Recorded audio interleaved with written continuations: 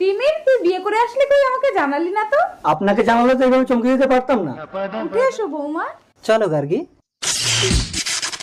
কি হলো, কি হলো তোমার?